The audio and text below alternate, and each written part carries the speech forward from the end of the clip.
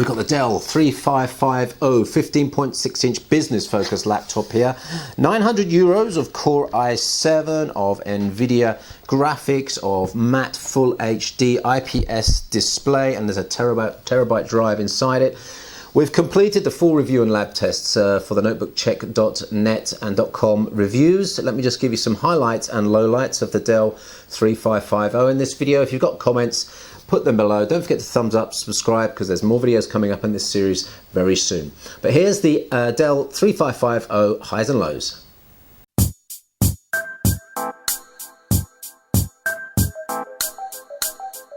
So the Dell Latitude 3550, this is the 0123 model number with Core i7 inside. We've got a Nvidia GeForce 830M inside, 8 gigs of RAM, and a full HD IPS display. Let's show you some of the ports inside, on the outside rather. Full SD, USB, there's a Dell power port there. On the other side you've got, and this is where you see it's business focused, VGA, full size Ethernet port there, full size HDMI, 2 more USB ports there.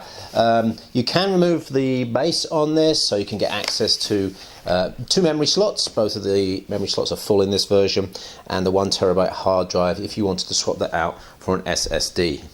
So you've got a backlit keyboard here, chiclet type, a little bit of give in the frame there, and a big matte and easy to use touchpad there.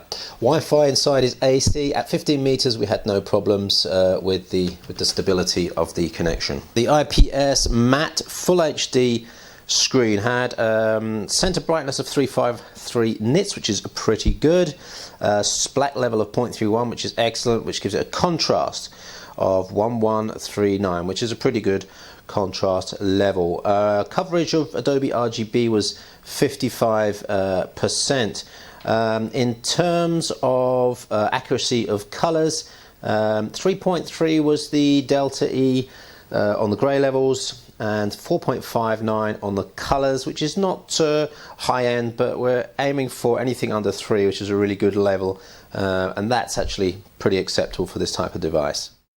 So on to performance. Good performance from our Broadwell generation Core i7 here on the Cinebench R15 multi-CPU 64-bit test. We've got 299 points.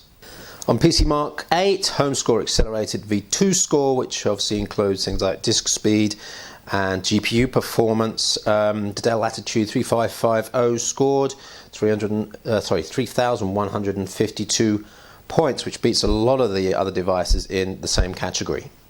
Now that terabyte hard drive is a Toshiba MQ01.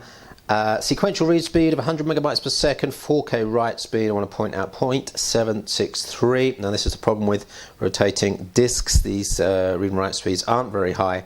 One might consider swapping that out for an SSD to get higher performance, but at least there's an upgrade path there in terms of disk performance. Now, although this is a business-focused device, the G40 830M inside was bringing in some good gaming performance scores. Have a look at those on the screen now, from Tomb Raider all the way down to FIFA 16, which actually worked in all settings.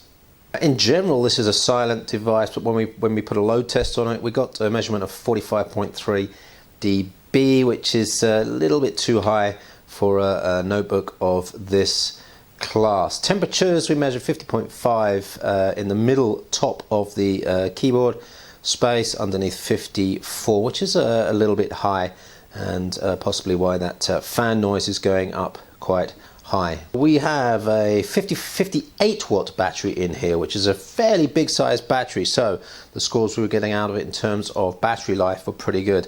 Wi-Fi surfing on this big 15-inch full HD screen, 6 hours 19 minutes at 150 nits brightness.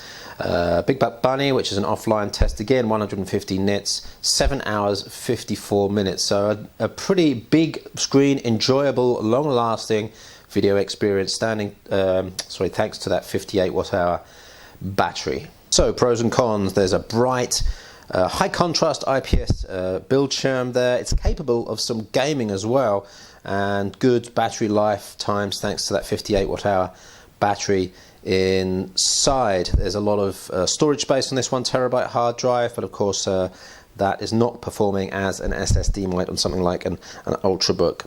It's fairly quiet in general, but the highest noise levels were a little bit higher than we expected. One of the minus points is trying to get off this access port here on the back, and that slight bend on the keyboard is also a minus point from us.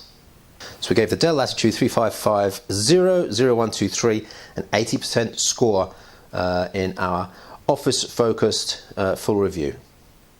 So the Dell 3550 business-focused laptop there getting an 80% score, which is pretty good. Don't forget to check out the full review on notebookcheck.com.net, where we have more details about things like screen testing, temperature testing, noise testing from our labs. Don't forget to thumbs up, and don't forget to subscribe. More videos coming up in the series. So we'll see you on the next one, Notebook Check Tech Review. Thanks for watching.